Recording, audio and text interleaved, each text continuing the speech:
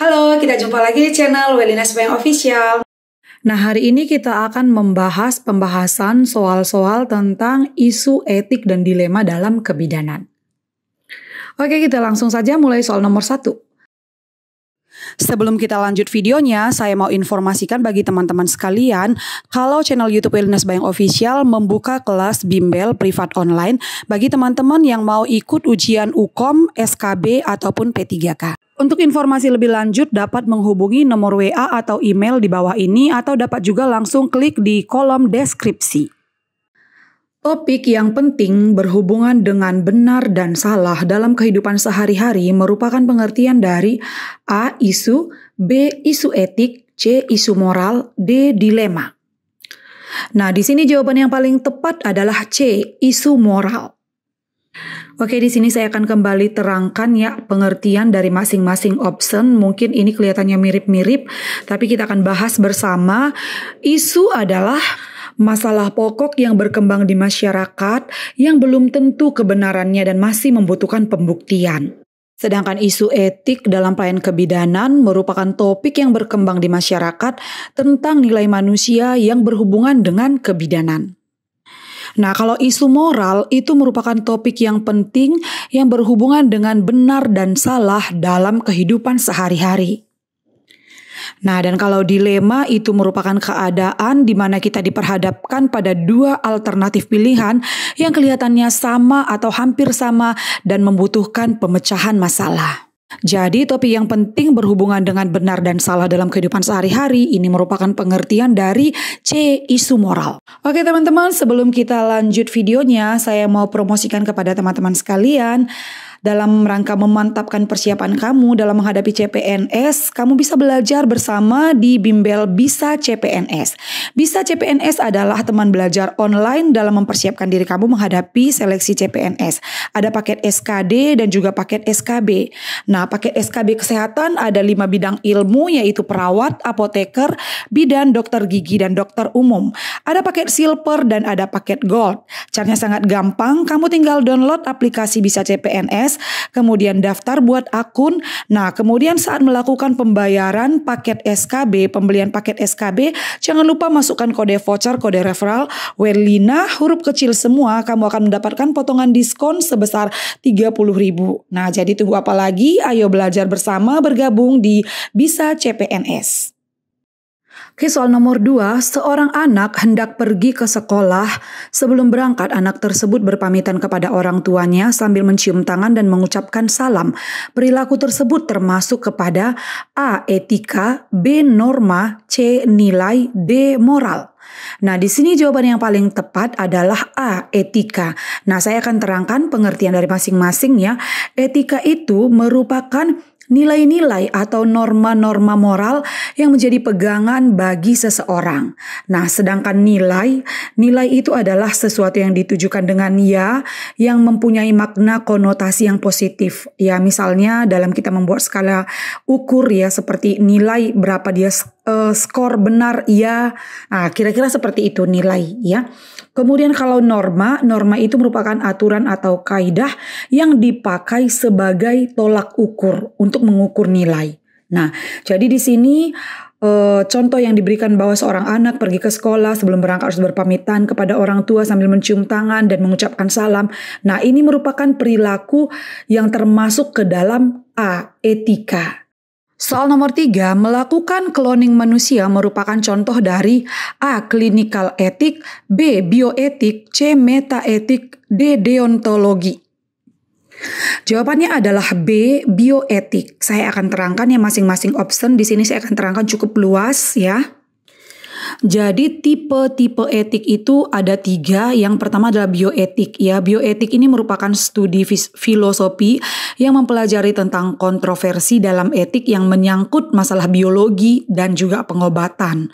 Nah, sedangkan clinical ethics itu merupakan bagian dari bioetik, namun dia lebih memperhatikan pada masalah etik selama pemberian pelayanan kepada klien. Contohnya misalnya adanya persetujuan atau penolakan dan bagaimana seseorang baiknya merespon permintaan tindakan yang kurang bermanfaat atau sia-sia. Nah, jadi itu merupakan clinical ethics. Sedangkan midwifery ethics ataupun etik kebidanan itu juga merupakan bagian dari bioetik yang merupakan studi formal tentang isu etik dan dikembangkan dalam tindakan serta dianalisis untuk mendapatkan keputusan etik. Nah, jadi di sini tadi cloning itu masih termasuk ke dalam bioetik ya, studi filosofi yang mempelajari tentang kontroversi dalam etik yang menyangkut masalah biologi dan pengobatan. Nah, sedangkan metaetik ini merupakan sistematika etika ya, yang mempelajari tentang logika khusus dari ucapan-ucapan etis yang mengarah pada arti-arti khusus dan bahasa etika. Nah, sedangkan deontologi ini adalah bagian dari teori etika. Ya, jadi teori etika itu di sini ada 4 ya. Salah satunya adalah deontologi. Jadi deontologi itu merupakan ya pendekatan teori etika yang berarti juga itu adalah aturan atau prinsip, di mana prinsip tersebut itu antara lain itu autonomi, ya informed consent dan alokasi sumber-sumber dan eutanasia.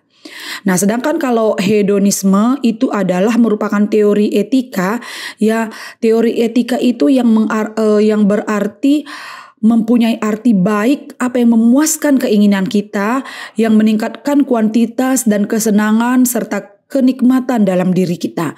Nah, sedangkan eudaimonisme yaitu merupakan teori etika yang mempelajari tentang mengartikan bahwa tujuan terakhir adalah dengan menjalankan fungsi dengan baik, ya di mana semua orang akan menyetujui bahwa tujuan tertinggi ya dalam terminologi modern ini bahwa kita mengatakan makna terakhir hidup manusia adalah kebahagiaan, ya itu adalah teori etika tentang eudaimonisme. Nah, sedangkan utilitarian, nah itu merupakan teori etika yang yang bermakna itu bahwa kebenaran atau kesalahan dari tindakan itu tergantung dari konsekuensi atau akibat dari tindakannya. Nah, contohnya misalnya mempertahankan kehamilan yang beresiko tinggi. Nah, itu tentu dapat mengakibatkan hal-hal yang tidak menyenangkan. Tetapi pada dasarnya itu bertujuan akan memberi ataupun meningkatkan kesehatan ataupun kesejahteraan bagi ibu dan bayinya, walaupun dia akan beresiko mengalami hal-hal yang tidak menyenangkan. Nah, jadi utilitarian itu adalah kita itu tergantung pada konsekuensi atau akibat dari tindakan. Benar atau salah dari tindakan itu tergantung dari konsekuensi atau akibat dari tindakannya. Itu adalah teori etika utilitarian. Oke, soal nomor 4 ya, seorang ibu hamil datang ke praktek mandiri bidan untuk memeriksakan kehamilannya. Setelah diperiksa, bidan tersebut menjelaskan hasil pemeriksaan kepada klien. Hal tersebut merupakan kewajiban bidan untuk A. meminta persetujuan, B. memberikan informasi, C. bekerja sama dengan profesi lain, D. merujuk pasien. Nah, ini jawabannya cukup mudah ya.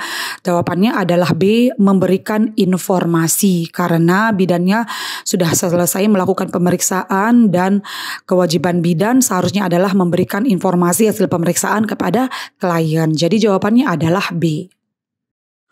Soal nomor 5, dalam menjalankan tugasnya, seorang bidan memiliki tanggung jawab yang besar terhadap pelayanan yang diberikan kepada klien. Pernyataan berikut merupakan tanggung jawab seorang bidan, kecuali A.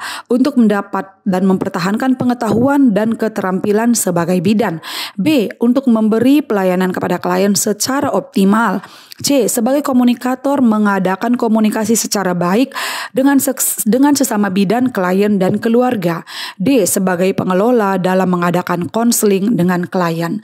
Nah, jadi kembali kita perhatikan di sini pertanyaan itu ada kata kecuali ya, yang bukan tanggung jawab bidan. Nah, jadi di sini jawaban yang paling tepat itu adalah D ya, sebagai pengelola dalam mengadakan konseling dengan klien. Kita tahu ya, dalam pelayanan sebagai pengelola ini adalah merupakan peran dan fungsi bidan, bukan tanggung jawab. ya. Dan juga sebagai pengelola itu, dia itu arahnya bukan ke arah konseling dengan klien, melainkan bagaimana bidan itu mengelola komunitasnya di mana bidan itu bekerja, dan bagaimana bidan itu bekerja sama menggerakkan dan mengaktifkan orang-orang yang orang-orang yang terlibat di situ agar berperan aktif dan berpartisipasi dalam pencapaian suatu program. Ya, jadi pengelola itu erat kaitannya dengan bagaimana bidan itu untuk mencapai target suatu program tertentu di komunitasnya.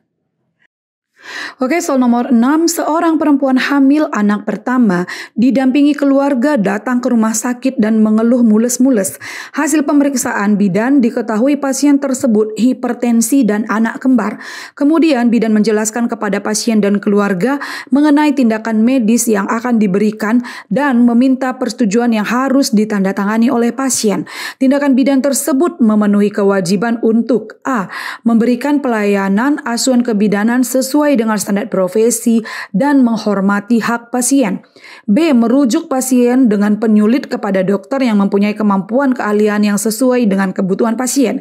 C. Memberikan kesempatan kepada pasien untuk didampingi oleh suami atau keluarga. D. Meminta persetujuan tertulis informed consent atas tindakan yang akan dilakukan. Nah, di sini jawaban yang paling tepat itu adalah D, ya, meminta persetujuan tertulis atau informed consent atas tindakan yang akan dilakukan. Kenapa? Karena kita lihat di sini kejadiannya ini adalah di rumah sakit. Jadi kita tidak memilih lagi pilihan jawaban merujuk, ya, karena ini kondisinya keadaannya berada di rumah sakit. Jadi memang akan dilakukan, kemungkinan ini adalah tindakan SC atau apapun itu, yang pasti ini adalah kewenangan dokter obgyn. Karena kita ketahui bersama di sini kliennya atau pasiennya mengalami hipertensi dan anak kembar.